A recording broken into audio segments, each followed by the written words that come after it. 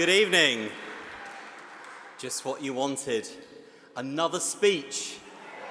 And give the people what they want, that's my motto. And I'll be honest, this has been a bad evening for me. It started with this picture on the wall. And I said, it's me. And the people at my table said no. And Roger Liddell said, the guy in the blue shirt, who at the time was about 20 years older than me. No, that is me. I did have cheekbones. I did have one chin. And this is what jolly contentment does for you in life. And look, I'm delighted to be here in the graveyard slot. And I'm also delighted to see that both the Chief Whip here and the Prime Minister's Chief of Staff. So forgive me if I have to do some live editing of the speech. No, can't do that one either. And who else is here from the Cabinet? Yep, no, you can't do that one. Never let it be said that I don't learn my lessons. Let me just start by saying a few things. Firstly, and I hadn't realised this was the case until I arrived this evening, I'm so proud that this evening the catering has been done by Clink.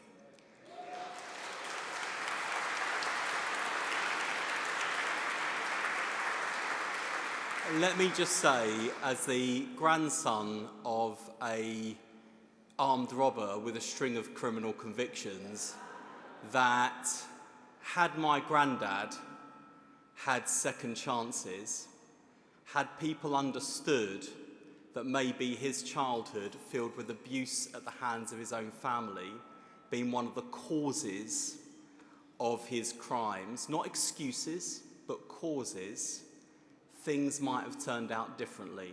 And not just for his wife, my grandmother, or my mother, who spent time in care, but for that intergenerational injustice. If that's not what this movement and our politics is about, I don't know what is. And it says a lot about the values of this organisation. I was very much looking forward to giving this speech this evening when I received a WhatsApp message this afternoon from Jennifer Gerber, one of the many former Progress directors here tonight. And she said, and I quote, "Hey, really looking forward to seeing you later at the Progress dinner, though I can't believe they asked the admin guy to be the keynote and not me. Maybe I can bring some of those membership forms you need to input."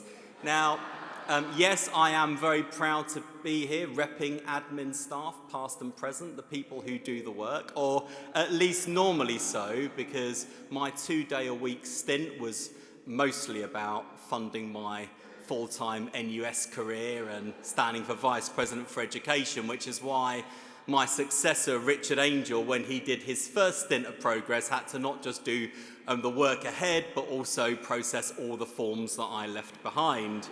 But I must say, it was really disappointing to hear from Steve Reed that when Richard Angel lived with him, he did loads of direct mail delivery, because let me tell you, that was not my experience of living with him. But nonetheless, thinking back to those halcyon days of Progress membership and administrative assistant,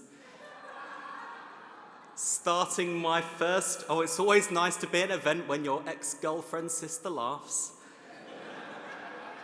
There's a story for the bar. As a fresh-faced 22-year-old, starting my first job in politics just months after Tony Blair led us to a historic third term, I actually learned a lot from Rob Philpott and Jen Gerber. Perhaps the most important lesson was that change begins with an argument. You don't make progress without one. Britain in 1997 was a country ready for change, tired of decline, tired of drift, tired of the same old Tories. And when the British people placed their trust in New Labour, they didn't just vote for a new government, they voted for new direction. And New Labour itself was born out of clear convictions that social justice and economic success are not enemies but partners, that public services exist to serve the public, not their producers, that compassion without competence is not enough, and that markets without values will fail. New Labour said we'd be tough on crime and tough on the causes of crime, that education would be our first priority and our second and our third, that we would rebuild our National Health Service after 18 years of decline, that we would build a Britain at ease with itself and confident in the world. And we know what New Labour achieved. And you don't need me to give you the Gordon Brown shopping list, whether that's covering the progress in our public services, and not just progress, transformation that meant that through new schools, rebuilt classrooms and expanded universities, a generation, my generation, gained chances our parents never had, and not by privilege but by birth. You know that we delivered the shortest waiting times and the highest patient satisfaction in history in the NHS. You know about Gordon Brown's record on the economy, Bank of England independence and enterprise and fairness, and record employment levels and inflation and interest rates kept low and stable. We proved then that you could be pro-business and pro-worker, pro-market and pro-fairness. And we tackled poverty not just with words but with actions. And there's a reason, by the way, that Rachel Reeves has taken the mantle of the Chancellor who will lift the most children out of poverty from Gordon Brown. And there's a reason why he took that mantle from Dennis Healey, because lifting children out of poverty is what Labour governments do, and the reason we have to do it is because Tory governments plunge them into it. We reshaped Britain's constitution through devolution. The Good Friday Agreement made an enormous difference to peace on the island of Ireland and across these islands. The Human Rights Act put basic British freedoms into law. Reform of the Lords began the long task of making our democracy match the values of its people. And on the global stage, Britain found its voice and purpose on the world stage again. We were a leading voice for debt relief of the poorest nations. We doubled aid to Africa. We stood up for intervention when conscience demanded it, whether in Kosovo, Sierra Leone, or the global fight against terrorism.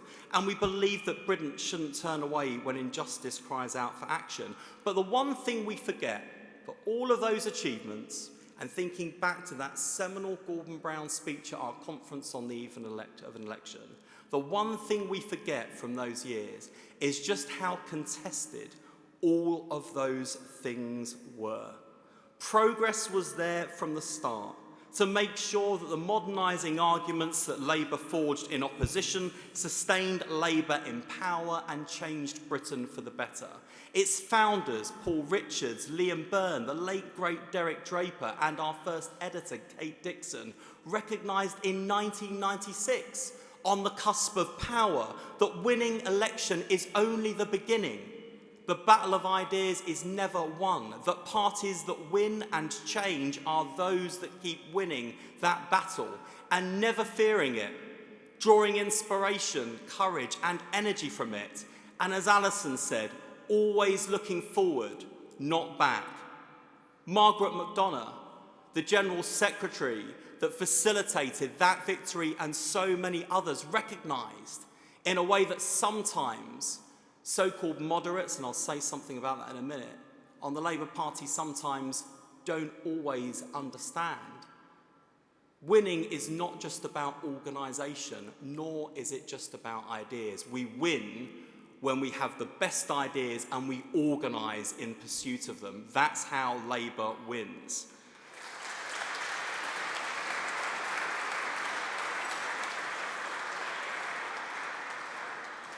Just one more reflection on the rearview mirror.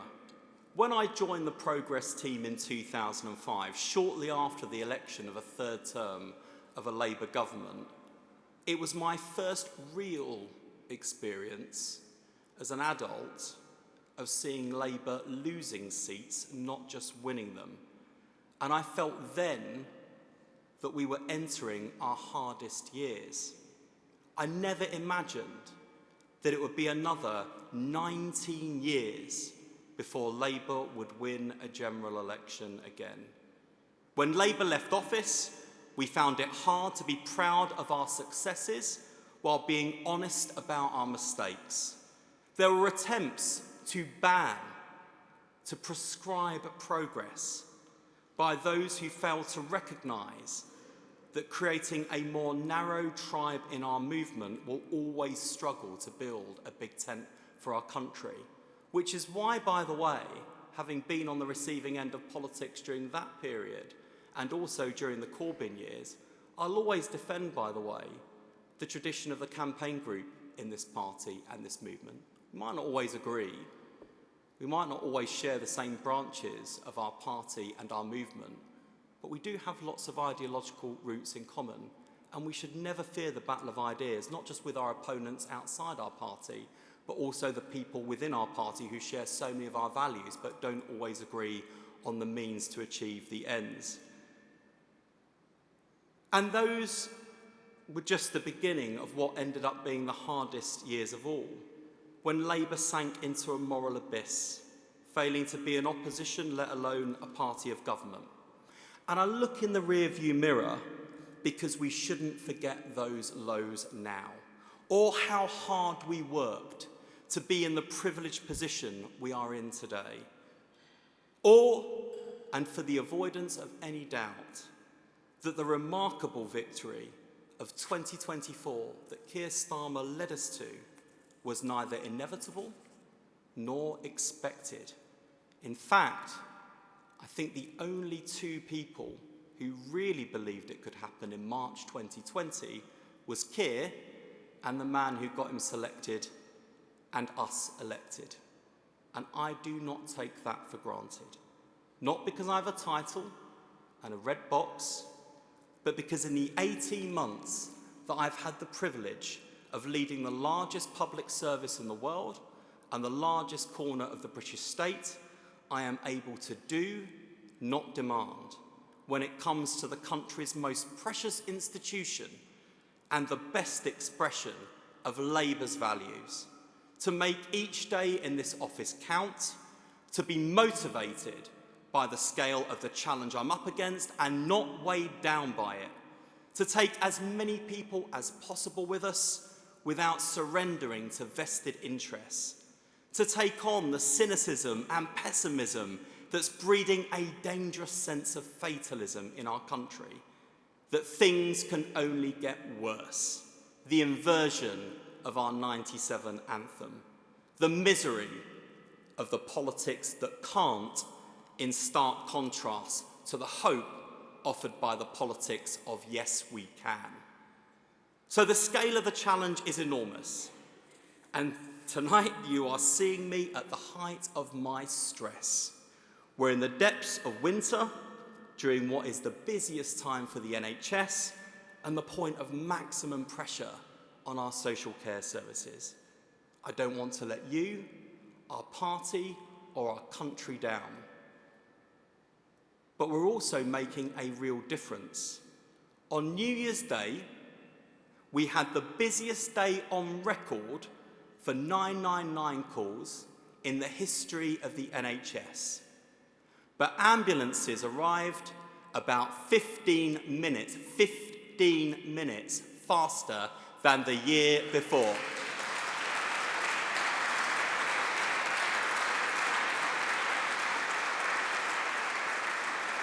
And let me tell you, those are life and death responses. Tomorrow, the latest waiting list figures are out. They cover November, when we had winter, we had strikes, and we achieved the second largest fall in NHS waiting lists in a single month in 17 years. Ambulances are arriving faster than last year. A&E waiting times are faster than last year. Patient satisfaction with GP access has gone from 60% to 75%. That is the difference a Labour government makes, and we are just getting started. And we're doing it We're doing it with investment and modernisation. Keir asked me to deliver faster improvements in the NHS than New Labour achieved at the height of its success, but without the level of spending increases that we could afford in the 90s and noughties. And I will do it.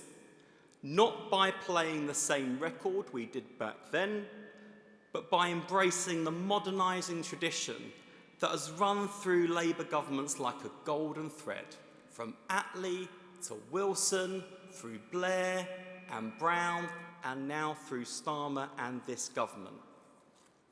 And you know, the biggest lie that's told about progress is that the modernising tradition, the revisionist tradition, whatever you want to call us, whatever our opponents want to call us, was the exception rather than the aberration.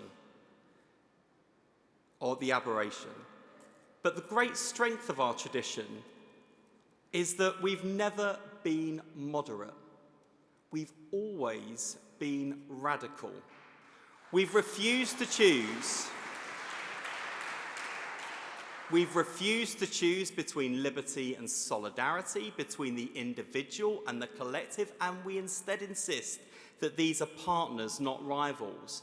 Our tradition is always intellectually curious, always willing to learn, to adapt, and to govern the world as it is without surrendering the values that tell us how the world ought to be.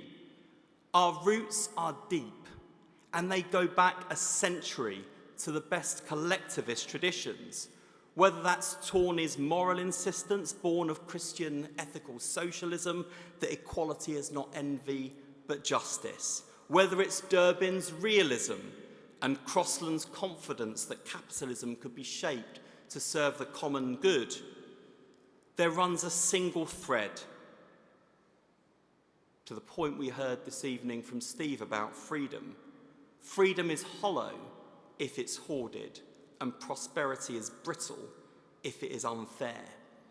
And we also draw, as well as from our own Labour collectivist traditions, from the new liberal insight that liberty is not merely freedom from interference, but freedom to act, to learn, to work, to contribute. Hobhouse understood that rights require institutions. Keynes taught us that the economy is not a force of nature, but a human construction, and therefore capable of failure, sure, but also of repair. Beveridge showed us that freedom of fear from want, disease, ignorance was the foundation on which a free society must be built. And it was a Labour government that gave that great liberal insight a reality, an expression. So over the past century, our tradition, Labour's modernising tradition, Labour's revisionist tradition, has bound together these liberal and communitarian traditions into a governing philosophy rooted in realism as much as principle, that measures success in outcomes, not just good intention. And what binds all of this and all of us together is common endeavour. Not I against we, nor we suppressing I, but I and we, the individual flourishing because the collective is strong, and the collective strong because individuals are able to give and be and do their best. Tony Blair's Clause 4 was radical then, and it is relevant now. It's a sophisticated synthesis of liberalism, social democracy, and socialism that speaks directly to the future challenges of the 21st century. It begins from that profound insight that by the strength of our common endeavour we achieve more than we do alone. But it immediately binds that collective ambition to individual responsibility. The rights we enjoy reflect the responsibility we owe. A fair society doesn't mean uniformity, as the hard left would have it. We don't all have to be the same, and no Zara Sultana. We don't have to nationalise the commanding heights of every corner shop and kebab van in the land, as well as energy and water and everything else. But it is one in which opportunity is real, effort is rewarded, and luck whether it is good luck or bad luck, doesn't determine our life chances. It means we need a social floor underneath all of us and ladders of opportunity that people can climb. And the tragedy of politics in recent years is that we've separated these ideas. The right talks endlessly about ladders but kicks away the floor. Parts of the left defend the floor while being absolutely indifferent to whether anyone else climbs, usually looking down, by the way, from the top of the ladder at everyone else. So we believe that a progressive Britain isn't one where a few people like me, from working class backgrounds like mine, beat the odds. It's one where we change the odds for everyone. And from progress then to progressive Britain, as of about 2 hours ago, and we're progress again now. I would say we'll be New Labour again soon, but let's be honest, it wasn't the same after David Hasselhoff left, and they were still going for 20 years. But there's a serious point, which is that we need progress, and we need all of you engaged in the battle of ideas. We don't need cheerleaders, we need thought leaders. The Labour Party and this Labour government has the philosophical resources we need if we choose to use them. You'll have noticed that tonight I haven't mentioned our opponents, whether they're Scottish nationalists, Welsh nationalists, or for that matter, English nationalists, whether they're our oldest opponents in the Conservative Party, or whether the new party of the right in Reform UK, which, come to think of it, given recent events, is beginning to look a lot like the old Conservative Party. And I've made that choice deliberately, because to be honest, I'm sick of seeing other people take the microphone. In opposition, we had to fight for the microphone every day. In government, we start every day holding it. And more than that, every day we are in government, we also hold the levers of power, with all of the possibility and opportunity and hope in our hands. And if the levers don't exist, we build them. If there are barriers in our way, we bulldoze them. If there is failure in the state, we challenge it, tackle it, and eradicate it. And so my final appeal to everyone in this room, but particularly elected representatives in the parliamentary party, in local government, in Wales, in Scotland, the future hasn't been written yet. We have the power to do big things, to shape our country, to change our public services for the better, and improve lives in every corner of our country. The tragedy of this party for more than 100 years is that we spend so little time in government and so much time in opposition. Don't waste a single minute of it. Don't waste a single hour of it. Don't waste a single day of it. As someone almost once said, we're the future now, so let's make the most of it.